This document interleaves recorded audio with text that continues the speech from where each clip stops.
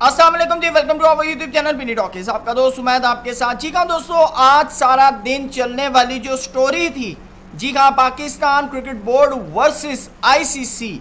जी हाँ, इसका जो आज लबे लबाब निकला है वो ये निकला है कि भाई एंडी पाइक्राफ्ट, जिसके सस्पेंशन के ऊपर हमने पिछले 3 दिन बाकायदा तौर पर एहतजाज किया, अपना एहतजाज रिकॉर्ड करवाया और आखिरकार आज उसने कम्युनिकेशन गैप होने की वजह से आज उसने पाकिस्तान की टीम और टीम मैनेजर से जो है वो माफ़ी मांग ली है। लेकिन credit goes to Najam Sethi साहब एंड रमीज़ राजा साहब। मैं क्यों उनको क्रेडिट की देने की बात कर रहा हूँ, बल्कि आज तमाम पाकिस्तानी फैंस को इन दोनों का शुक्रगुजार होना चाहिए।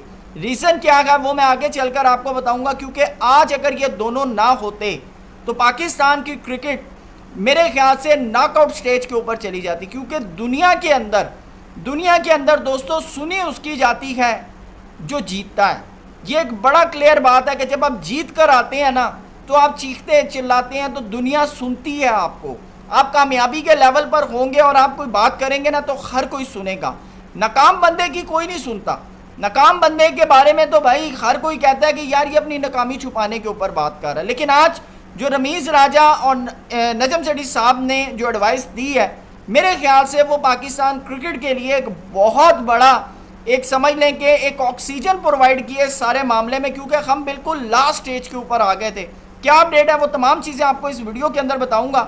चैनल पर नए आए हैं तो इसको सब्सक्राइब करें, वीडियो पसंद आए तो लाइक भी करें और कमेंट सेक्शन में अपनी कीमती राय से ज़रूर आगाह कीजिएगा। जी हाँ दोस्तों, पाकिस्तान वर्सेस इंडिया मैच में जो कंट्रोवर्सी जनरेट हुई, नो हैंडशेक से लेकर ख़ास तौर पर सूर्या कुमार यादव की प्रेस कॉन्फ्रेंस तक, लेकिन पाकिस्तान क्रिकेट बोर्ड ने जिस तरह का अग्रेसिव स्टांस लिया एंडी पाइक्राफ्ट के ऊपर, मेरे ख्याल से, मेरा जो पर्सनली ओपिनियन है, शायद एंडी पाइक्राफ्ट से ज़्यादा जो अग्रेसिव स्टांस होना चाहिए था वो सूर्या कुमार यादव की प्रेस कॉन्फ्रेंस के ऊपर होना चाहिए था। मेरी आप पिछले 3 दिन के अंदर इस पूरे मुद्दे पे वीडियोस निकाल कर देख लें। मैंने क्लियरली तौर के ऊपर सूर्या कुमार यादव के ऊपर बात की है, क्योंकि उसने मेरे मुल्क के ऊपर बात की है। एंडी पाइक्राफ्ट ने जो कुछ किया, लाजमी बात है वो उन्होंने बीसीसीआई के कहने पे किया। यानी कि बीसीसीआई का जो असर रसूख है वो आईसीसी के अंदर कितना ज़्यादा है, ये मेरे ख्याल से किसी को बताने की ज़रूरत नहीं है। एक सिंपल क्रिकेट फ़ैन को भी पता है कि भाई आईसीसी के अंदर जो इस वक्त हेड है वो जयशाह साहब है और बीसीसीआई कितना ज़्यादा इन्वॉल्व है। लेकिन आज जो रमीज़ राजा साहब ने ख़ास तौर पर जो बात की और नजम सेठी साहब ने जो बात की है मोहसिन नकवी साहब से, क्योंकि मोहसिन नकवी साहब बिल्कुल एक लास्ट मोमेंट के ऊपर आकर एक एग्रेसिव स्टांस ले चुके थे बायकॉट का। बायकॉट से जहां पर पाकिस्तान को इकोनॉमिक लॉस होता, वहीं पर दुनिया क्रिकेट के अंदर भी पाकिस्तान के बारे में जो है वो नेगेटिव रिमार्क्स जाते। और आप देख लें कि सारे मामले पर एक भी फॉरेन कंट्री का एक भी या सीना कंट्री का एक भी क्रिकेटर जो है वो सामने नहीं आया। हाँ, कुछ चीज़ें हाईलाइट की, ख़ास तौर पर नजम सेठी साहब ने आज प्रेस कॉन्फ्रेंस में नाम लिया इंडिया का। लेकिन दूसरी तरफ रमीज़ राजा साहब ने जो चीज़ बावर करवाई, जो बताई, वो यही बताई कि भाई एंडी पाइक्राफ्ट हमारा इशू नहीं है, हमारा इशू है वो बंदा, वो इंसान बीसीसीआई का जिसने एंडी पाइक्राफ्ट को ये चीज़ बताई है कि भाई पाकिस्तानी कैप्टन को कहें कि आपने हाथ नहीं मिलाना। सेकंड, हमारे लिए जो सबसे बड़ा इशू है वो सूर्या कुमार यादव की वो प्रेस कॉन्फ्रेंस है या वो मीडिया टॉक है जिसके ऊपर उन्होंने मेरे मुल्क यानी कि पाकिस्तान को टेररिस्ट के साथ जोड़ा है। क्योंकि हम बीइंग अ पाकिस्तानी, हमने हमेशा पीस की बात की है, हमने हमेशा अमन की बात की है, हमने हमेशा क्रिकेट और पॉलिटिक्स को दोनों को दूर रखा है। हमारे जितने भी चेयरमैन पीसीबी हैं उन्होंने कभी भी सियासत की बात नहीं की। और नजम सेठी साहब ने भी आज प्रेस कॉन्फ्रेंस में बात की है कि इंडिया हमेशा क्रिकेट और पॉलिटिक्स को मिक्स करता है, जबकि हम हमेशा क्रिकेट और पॉलिटिक्स दोनों को साइड लाइन लेकर चलते हैं। और लाजमी नहीं है कि अगर एक बंदा गंदा काम कर रहा है तो हम भी गंदे हों। ये उन्होंने एक बड़ी ज़बरदस्त मिसाल दी। फिर दूसरी तरफ जो रमीज़ राजा साहब ने मोहसिन नकवी साहब को बताया कि भाई बायकॉट इसका सलूशन नहीं है, बायकॉट से आप गहरी खाई में जाएंगे।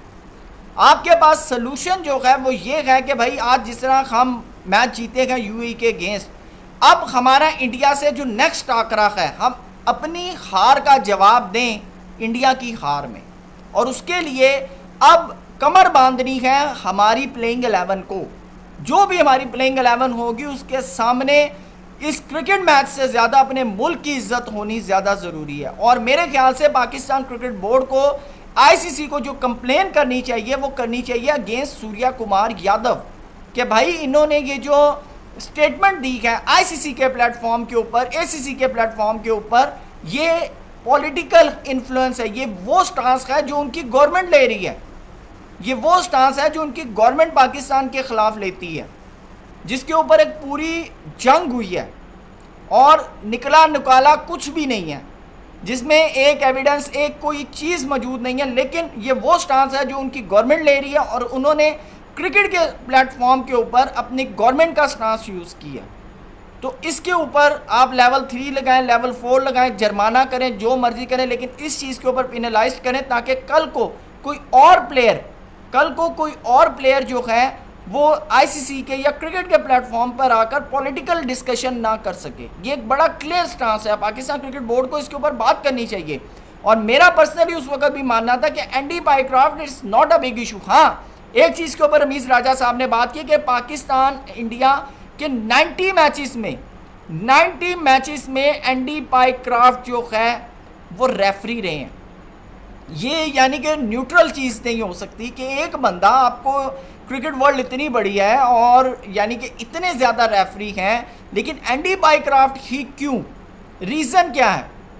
ये चीज़ जो है मेरे ख्याल से देखनी बहुत ज़रूरी है। और मेरे ख्याल से ये 2-3 जो इशू हैं इसको अब पाकिस्तान क्रिकेट बोर्ड को हाईलाइट करके बाकायदा तौर पर आईसीसी को भेजना चाहिए और आईसीसी को कहना चाहिए कि भाई next time Pakistan versus India match में एंडी पाइक्राफ्ट का रोल नहीं होना चाहिए।